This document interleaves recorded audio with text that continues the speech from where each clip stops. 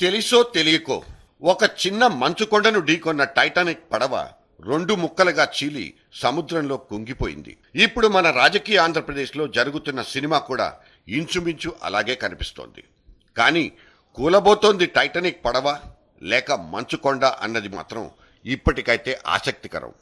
మళ్లీ గెలిచి తీరుతామంటూ తొడలు కొడుతున్న జగన్ వర్గం ఎమ్మెల్యేల ధీరోదాత్తత ఉప ఎన్నికలకు దారి తీసిన, మధ్యంతరానికి దారులేసిన రాష్ట్రానికి మాత్రం సంక్షోభం, ప్రజా ఖజానాకు ఎన్నికల వ్యయం, ఇది మాత్రం ఖచ్చితం. ఇన్ని అనర్థాలకి, ఇంతటి ఘోరానికి కారణం ఒకే ఒక్క కుర్రాడి వ్యక్తిత్వమేనంటే నమ్మి తీరాలి. అందుకే ఆ మనిషి మీదకి వేలెత్తి చూపే ప్రయత్నం చేస్తున్నాను.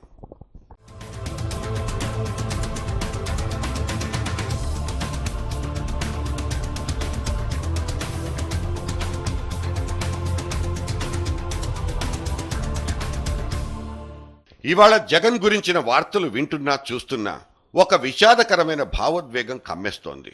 ఇప్పటికీ మనం విన్నవన్నీ ఆరోపణలు మాత్రమే అనుకున్నా అవి నిజాలని రేపు రుజువైతే కనుక అతనంత దురదృష్టవంతులు ఇంకొకరు ఉండరనేది చెప్పుకోవాల్సి వస్తుంది. జగన్ జీవితంలోకి ఒక్కసారి తొంగి చూసిన వాళ్లకు కనిపించే దృశ్యాలేమిటి?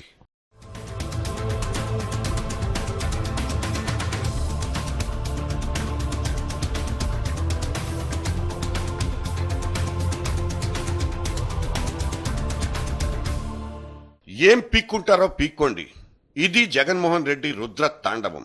ఆ రెండు పార్టీలు కుమ్మక్కై కుట్ర పన్నుతున్నాయంటూ పాడిన పాటనే మళ్లీ మళ్లీ పాడుతున్న జగన్ కాంగ్రెస్ టీడీపీలను ఫుట్బాల్ ఆడేసుకుంటున్నారు. ఇక భూపందారాలు, మేళ్లు ఇవన్నీ మీరందరూ కూర్చుని తీసుకున్న నిర్ణయాలేనంటూ మొత్తం డబ్బాల్ని, టేబుళ్లను కాంగ్రెస్ మీదకు తిప్పి తోసేసే అవుట్ రైట్ విమర్శల్ని విసిరేయటం ఆయన చేస్తున్న పని. These decisions are cabinet decisions. I mean, it is very much to everybody's knowledge that even if 5 acres of land were to be given to anybody, it's mandatory that it goes to the cabinet, and the cabinet would have to approve such kind of decision. And every decision whatsoever was done was totally government in nature, and land was allotted or land was given, but there's a cabinet involved. There were recommendations from the bottom. Cabinet was involved. అసలు ఆ వ్యక్తి CBI దాడుల్ని చాలా light గా తీసుకున్నట్లే కనిపిస్తోంది. అది అన్నింటికీ తెగించిన మొండితనమా, లేక తనను ఒడ్డున పడేసే అదృశ్య శక్తి ఏదైనా ఉందన్న ధీమానా? ఇది మాత్రం తెలియక యువతల ఎగస్ పార్టీ వాళ్ళు ఆశ్చర్యపడిపోతున్నారు. అయితే ఆయనకంత సీన్ లేదు. రేపు లోపలికెళ్లిన తర్వాత గాని ఆ కిక్కు దిగదంటూ దేశం తమ్ముళ్ళు, కాంగ్రెస్ అన్నలు పక్క వాయిద్యాలు మోగిస్తూనే ఉన్నారు. ఎందుకో జగన్ వ్యవహార శైలి చూసి ఆశ్చర్యమేస్తుంది. ఒక అద్భుతమైన, సంతోషకరమైన హ్యాపీ ఫ్యామిలీ సిచ్యువేషన్ నుంచి ఇవాళ ఆ కుటుంబం ఇలా బజార్న పడి ఇన్ని ఆరోపణలు ఎదుర్కోవడానికి జగన్నే తప్పు పట్టాల్సి వస్తుంది. ఆయనది వ్యాపారమే కావచ్చు, ఆ వ్యాపారంలో ఎన్నైనా జరగచ్చు.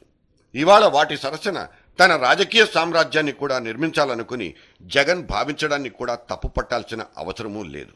కానీ అందుకోసం ఆయన ఎంపిక చేసుకున్న మార్గం, ఆ మార్గంలో వెళ్లాలనుకున్న టైమింగ్ రెండూ తప్పేనని చెప్పక తప్పదు. కేవలం తాను కాంగ్రెస్ నుంచి బయటకు వచ్చినందుకే తనను ఇన్ని కష్టాల పాలు చేస్తున్నారంటూ ఆయన వాపోవడాన్ని సానుభూతిగా అర్థం చేసుకోవచ్చేమో. On November 29th, I resigned from the Congress party. December 29th, I was issued income tax notices. Immediately after that, Congress party's own minister writes an undated letter to the court, and then they start attacking me using the court as a venue. On one side you attack me with various departments after I had moved out of the party. కానీ ఆయన వ్యక్తిత్వం మీద పడిన బురదను కడుక్కోవడానికి మాత్రం ఆయన స్వచ్ఛందంగా CBI దర్యాప్తును ఒప్పుకొని ఉండాల్సింది. జగన్ మీద పెట్టిన కేసులు కూడా ఆషామాషి కేసులు కావనే విషయం అసలు ఆయనకు అర్థమవుతోందా అంటూ నిపుణులే ప్రశ్నిస్తున్నారు. ఇవేవీ పట్టని జగన్ ఆ ఓదార్పు యాత్రలో అంత నిబ్బరంగా ఎలా వ్యవహరిస్తున్నారనేది ఆశ్చర్యం కలగజేస్తుంది. ఇంత భారీ స్థాయిలో సిబిఐ మన రాష్ట్రంలో దాడులు సాగించడం ఇదే మొట్టమొదటిసారి.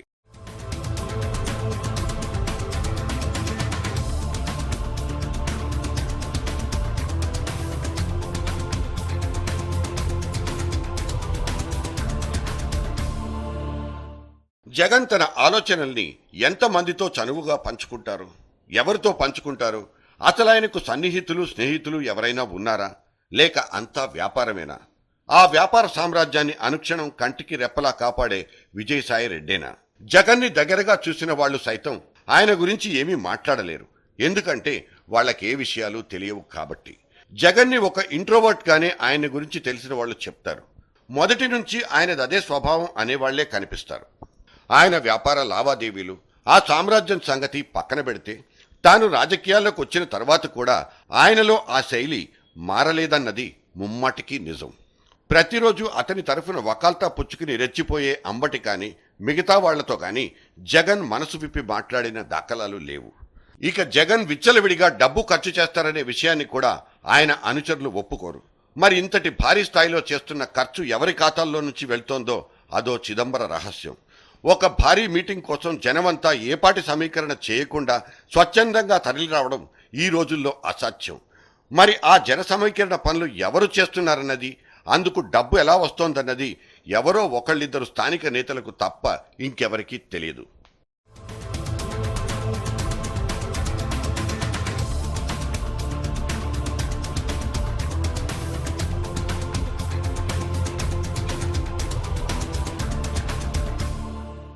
జగన్ 1-2 సార్లు తానింతవరకు సచివాలయంలోకే రాలేదని, ఒక్క ఐఏఎస్ అధికారిని కూడా కలవలేదని, పిలిపించుకోలేదని అన్నారు. కేవలం తన మీద వస్తున్న విమర్శల్ని తిప్పికొట్టడానికే ఆయన మాటలన్నారా, లేక నిజంగా ఇందులో వాస్తవం ఉందా అన్నది ఆలోచించుకోవాల్సిన విషయమే. వైఎస్ ముఖ్యమంత్రిగా పనిచేస్తున్న కాలంలో జగన్ మకాం బెంగళూరులోనే. తనకు కావలసిన పనులను చేయించుకోవడానికి ఆయన హైదరాబాద్ రావాల్సిన అవసరమే లేదు. ఫోన్ ఎత్తి తన తండ్రితో మాట్లాడితే చాలు, ఆ మర్నాటికి పనులైపోయేవని అంటారు. వైఎస్కి జగన్ అంటే అమితమైన ప్రేమ.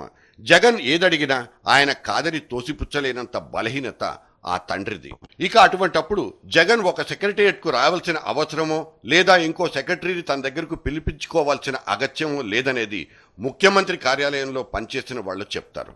అయితే అడపాదడపా బెంగళూరు మాత్రం వెళ్లి జగన్తో తమ పనులు చక్కబెట్టుకున్న అధికారులు, వ్యాపారస్తులు మాత్రం ఖచ్చితంగా కనిపిస్తారు. ముక్కుసూటిగా ముక్తసరిగా మాట్లాడి వ్యవహారాల్ని అట్టే పొడిగించకుండా పని పూర్తి చేయడం జగన్ నైజం.